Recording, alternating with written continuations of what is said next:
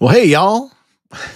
Welcome to Proverbs, Parables, and Psalms, a new series that we're doing right here on the devotions. And yeah, it's going to be a fun time today.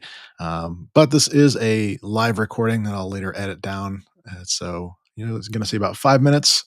We'll play a funky tune and then we'll get started.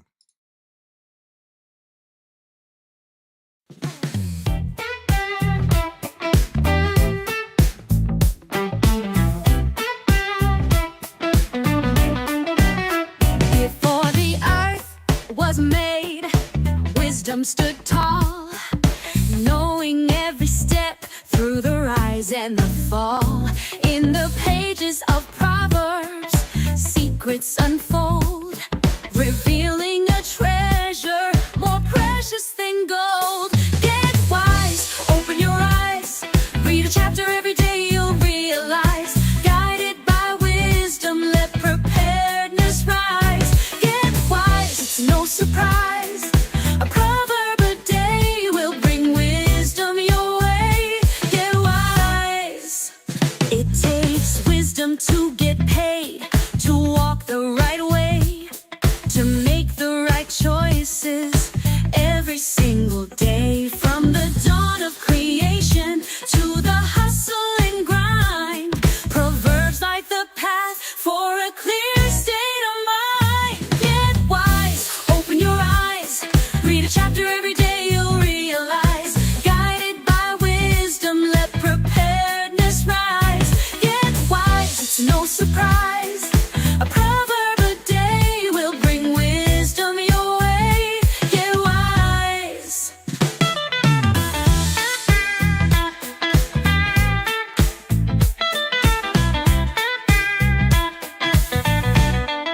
A proverb a day will bring wisdom your way. Wives shouldn't nag, men shouldn't brag. Shut your lips like a vise, show people you're wise. Get wise, open your eyes, read a chapter every day, you'll realize. Guided by wisdom, let preparedness rise. Get wise, it's no surprise.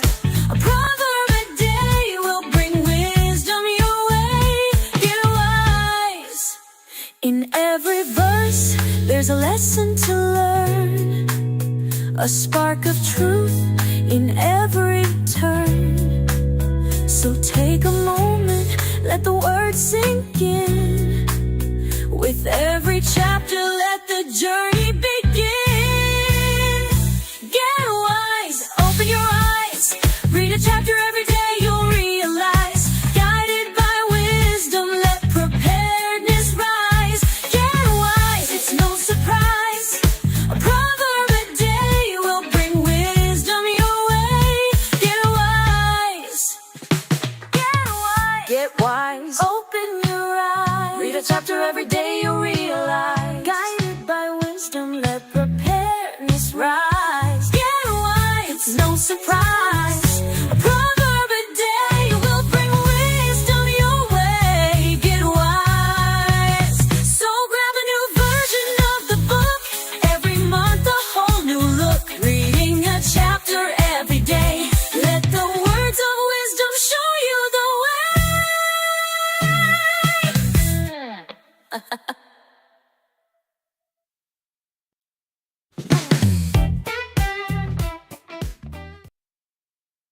Gotta love it. Gotta love it. All right. Well, welcome everybody to Proverbs, Parables, and Psalms. And so, in this new series I'm trying out, what I'm going to be doing is reading a proverb to start us off, a parable to anchor us, and then a psalm to have a time of praise and reflection on that. It's something new. I'm trying it out, and we'll see how this goes because you know what? There's nothing like discovering something like this live. So, yeah. Here we go. So, what we're going to do is I'm going to try and remember how to um, put things up on the screen. I've actually I'll be honest with you, I've kind of forgotten how all this works. It's been just enough time that I've just kind of forgotten how to do things. So maybe for now, I'll just yeah, we'll try it the old school way. We'll just share the screen, and we'll go from there. So what I'm gonna do is read off three proverbs I've kind of selected here, and maybe there we go. Trying to make sure I'm actually highlighting and not just saying words. Uh, okay, see if that works. Okay, there we go. Yay! Yes, indeedy. All right. So if we do that, yeah. So first proverb is from Proverbs 14, and if you didn't know, we're reading in the y'all version, y'all, because it's fun, and I actually am kind of enjoying this from not just uh, a fun kind of thing, which I guess there's an element of that in this, but like I said last time, there's actually some reasons why this is important. So we'll see hopefully some distinctions on that soon. But in any case, Proverbs 14:21 says, "He who despises his neighbor sins, but he who has pity on the poor is blessed." He who despises his neighbor sins, but he who has pity on the poor is blessed.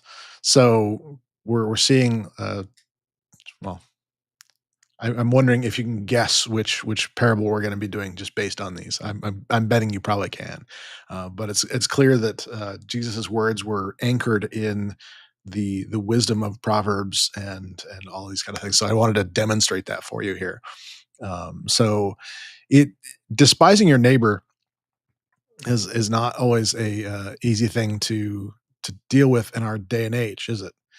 It is one of those where, and I felt guilty about this morning. I saw something that I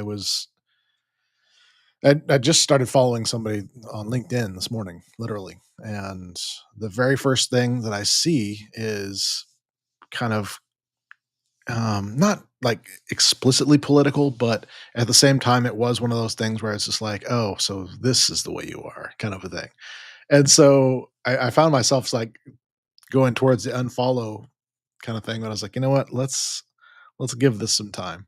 Uh, I don't want to despise someone just because of some appearance and that sort of thing. But when it comes to a neighbor, you know, Jesus asked, "Who is mine? Who is neighbor? My neighbor or my brother?" And it's like your neighbor is your. There's an equivalent there of people that are around you. It's not just literally your neighbor.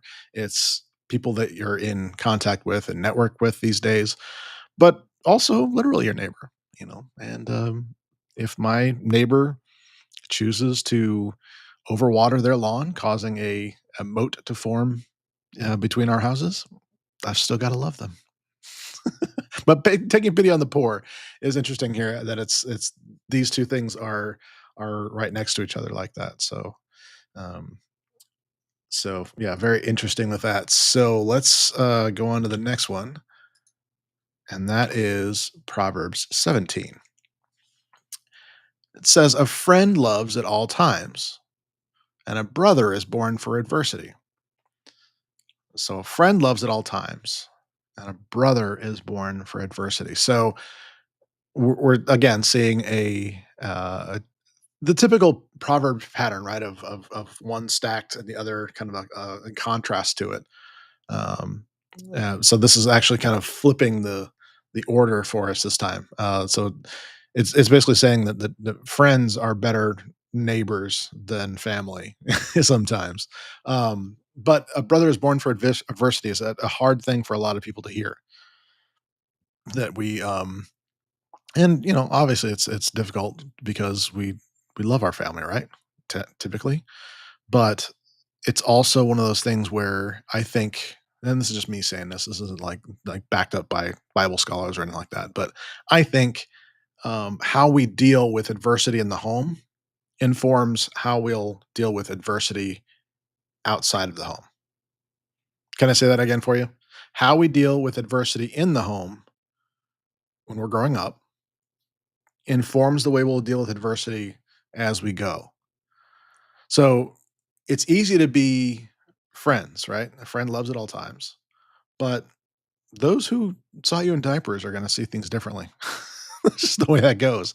There's gonna be tension there. They're gonna see it all your moments, not just the ones you sugarcoat and put on Instagram with the nice filters. Is that still a thing? I don't even know. I don't I I'd love to get back on Instagram more seriously, but because I know a lot of you are out there, but yeah, I'm sorry in advance. I've just not been doing well with that, and I know it. But the notion of the brother being born for adversity is not saying that they're absolutely that's their purpose, or it says you're supposed to not like your family. Not saying that at all. I think it's really more of just that you you have to be in training for how to deal with people, especially people that might be difficult or that you don't necessarily um, always like default to or whatever. I guess I'm not sure what I'm trying to say here. I'm just saying words. I'm stalling. Can you tell? Okay. Proverbs 19, verse 17. The one who has pity on the poor lends to Yahweh. He will reward them. Now we have a quick translation note here. There's distinctions that this translation makes with Yahweh and He being words for God, or pronouns for God, and they highlight it very specifically in this. That's why I wanted to show you it, and it's not just a what am I trying to say here? It's not meant to be taken lightly, I guess. I am actually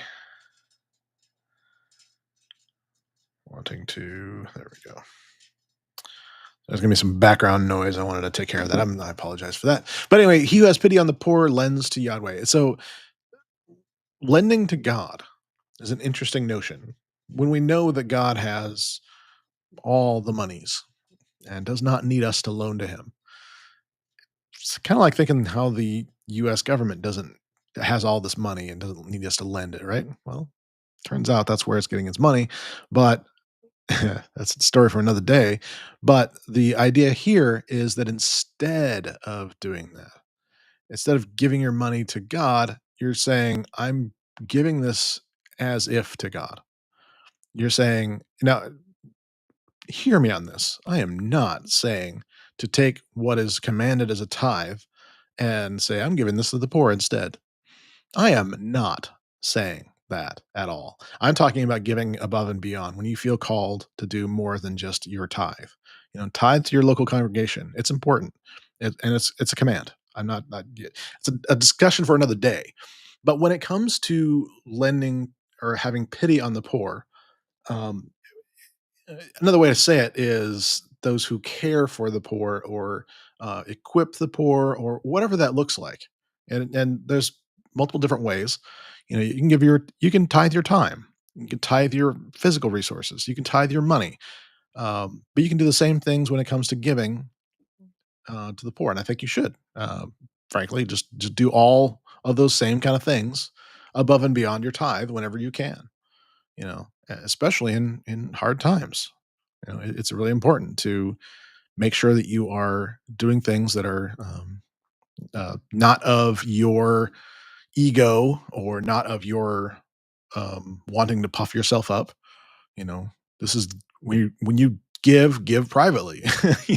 This is instruction.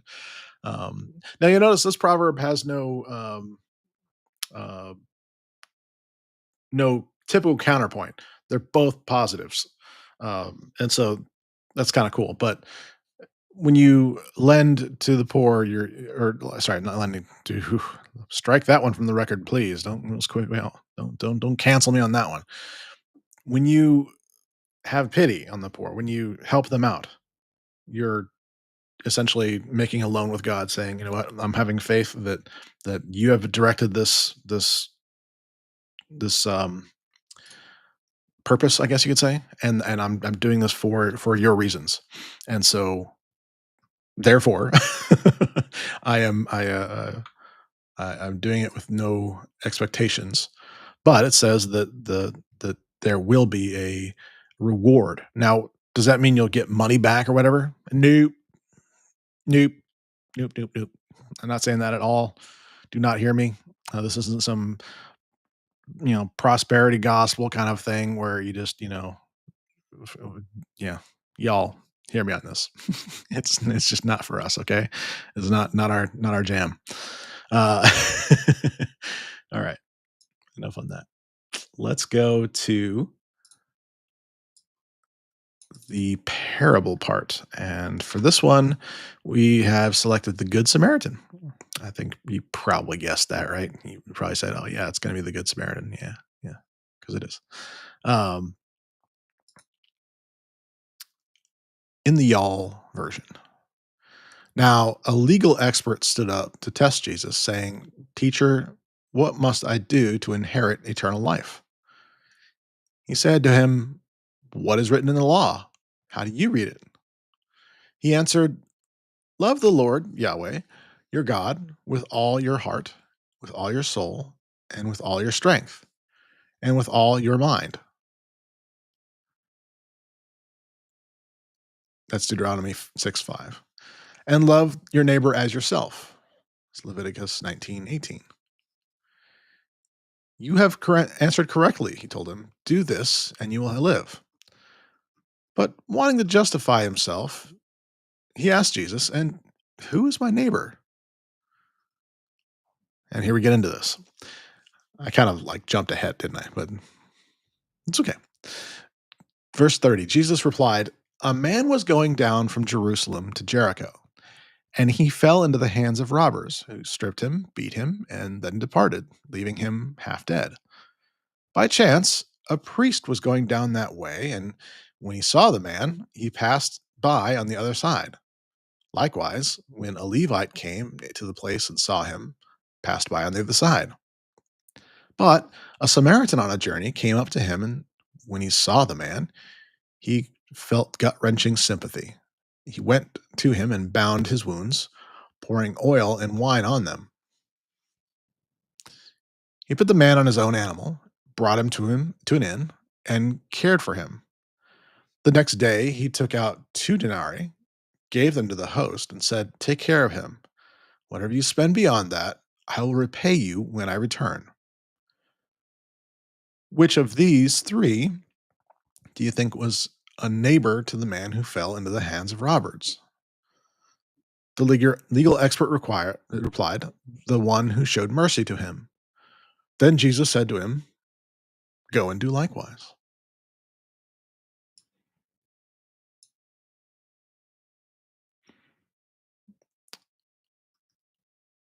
So we're confronting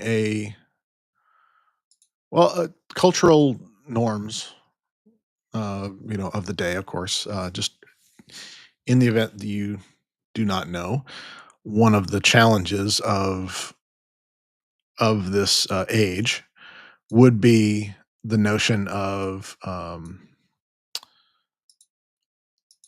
uncleanness, of not having the correct, yeah, of not wanting to be around a dead body. They're afraid that, that might be that this guy's about to die and therefore become unclean. They didn't want to be exposed to that. Just legalism. Um, so that's the priest. A Levite is kind of a similar kind of thing, but it in our modern days, you can kind of think of Levites as like elders or deacons. They kind of had multiple roles, but they were within the same system. And honestly, it's interesting here that Jesus does not call these out as like Pharisees or Sadducees or anything like that. He's, I think, being a little careful just because he's not addressing. We didn't see any y'all in this. He's not addressing a large amount of people here. It is a legal expert, which kind of implies that it's a Sadducee, but yeah, I didn't research that deep. I don't want to get into the weeds with that. What's more important is why he's instructing this particular person this particular way. I think with parables and things like that, sometimes we miss that there is um, helping someone understand. It's not more legalism. In fact, quite the opposite. That's exactly what Jesus was hoping to get away from here, and it's pretty clear that he doesn't want you to be focused on legalism. He wants you to be focused on the heart.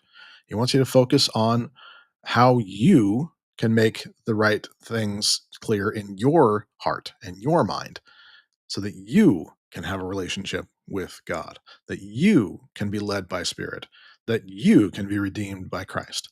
That it's not checking the boxes here. I hope that I do hope and pray that this is very clear.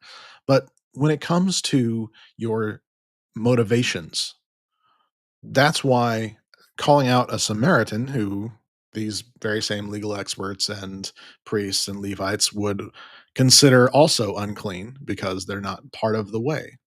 Uh, they're outside of it, right? That's part of being a Samaritan. So Jesus saying that a Samaritan is actually doing better than y'all, he would have maybe he would have said it that way, like all y'all don't get it, but the Samaritan does, right? He's not saying that Samaritans are better.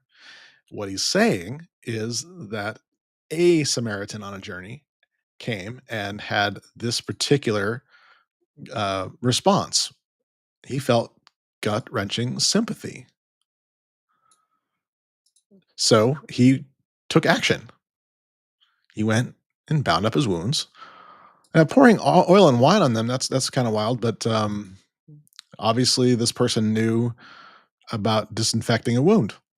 I mean, I don't know why I mean, you'd normally pour wine in the mouth, not on the but, yeah, if you're trying to disinfect, that's one way to do it as a temporary care measure, I suppose.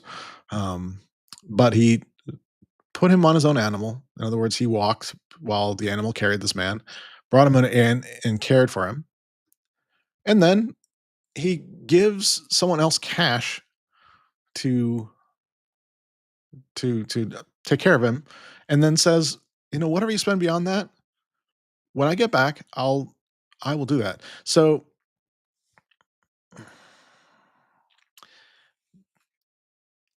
again, I don't wanna get myself into trouble with this, but I will anyway.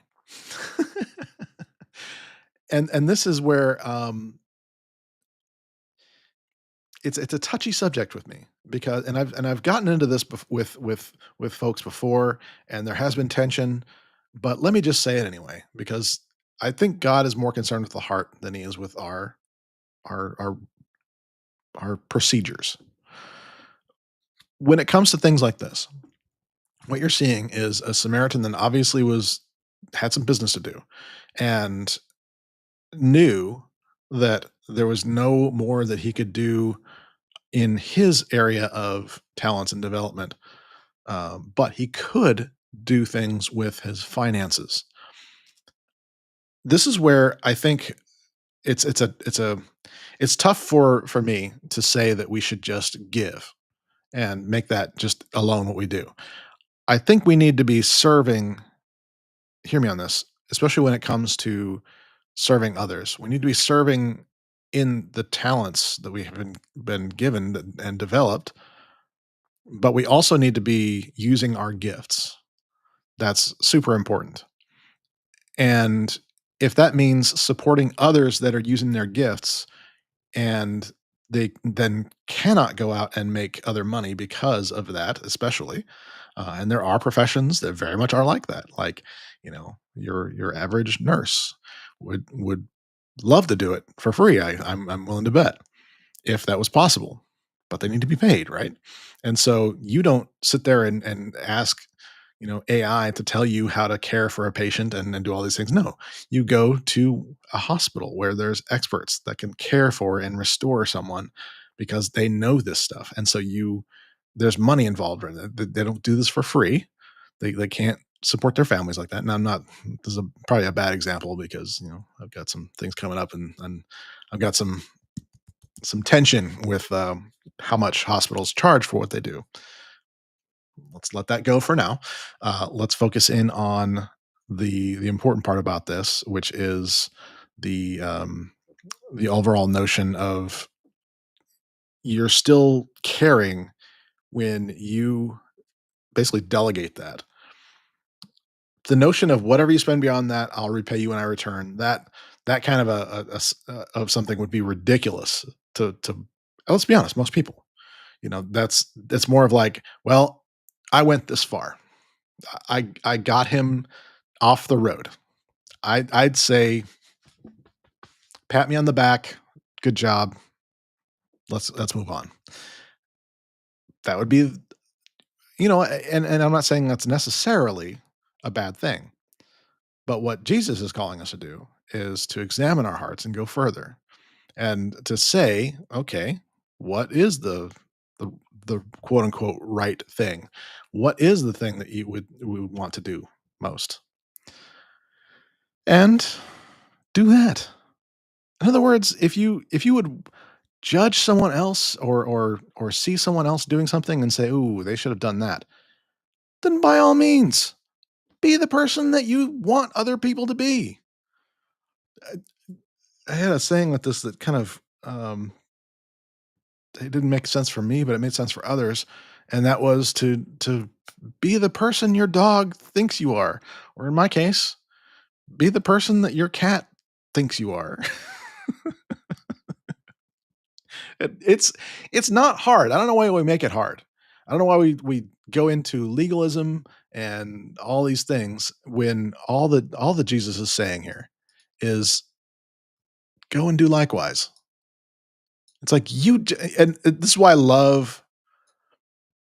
Okay, this is why I coach like Jesus did,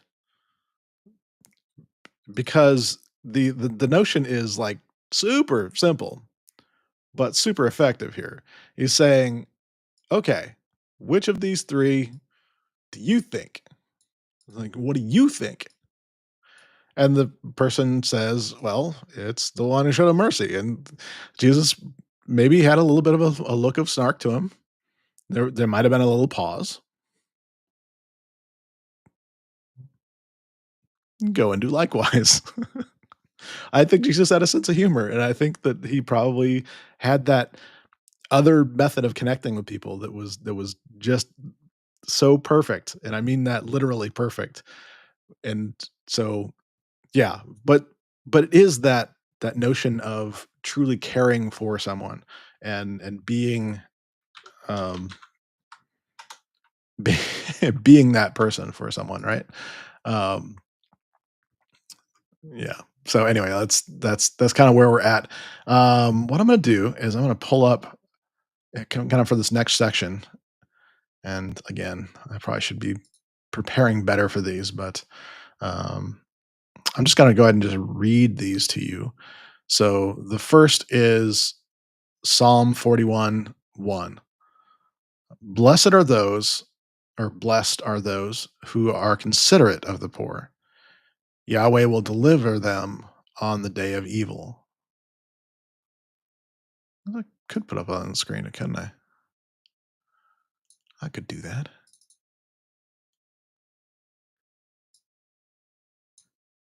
Ta-da! Blessed are those who are considerate of the poor. Yahweh will deliver them in the day of evil. And the next I was going to bring up was Psalm 82,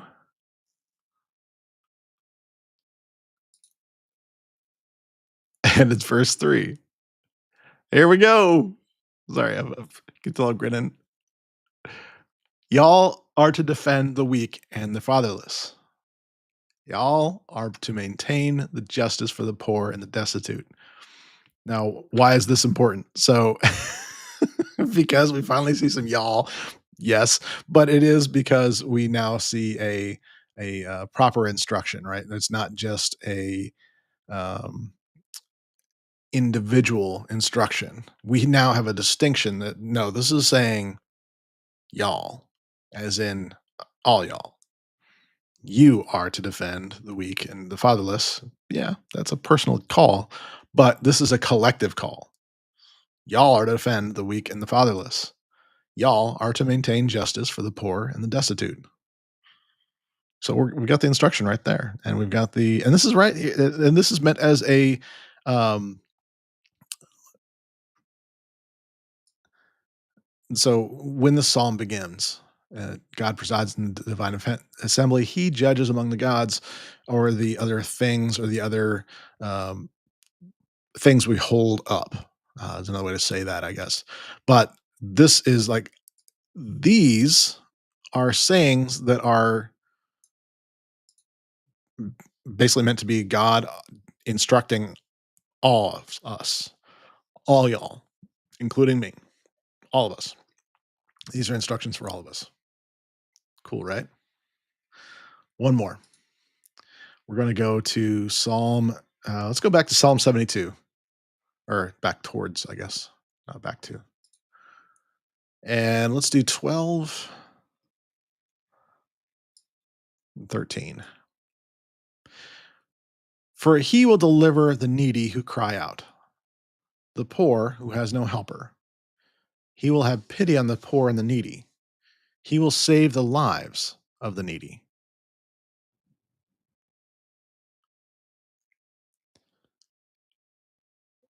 So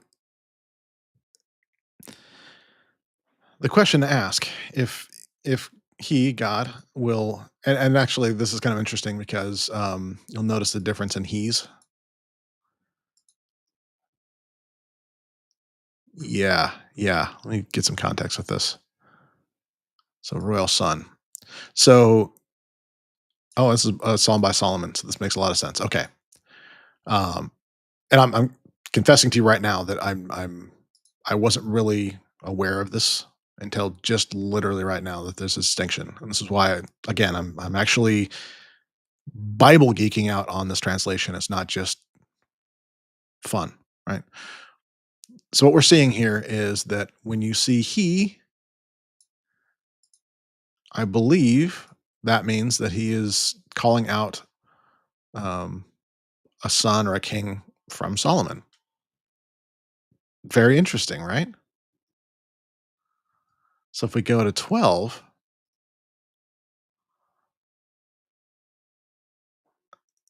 that's very interesting. So it's saying he, as in a king, will deliver the needy who cry out for it as no helper. But he here is Yahweh, is God.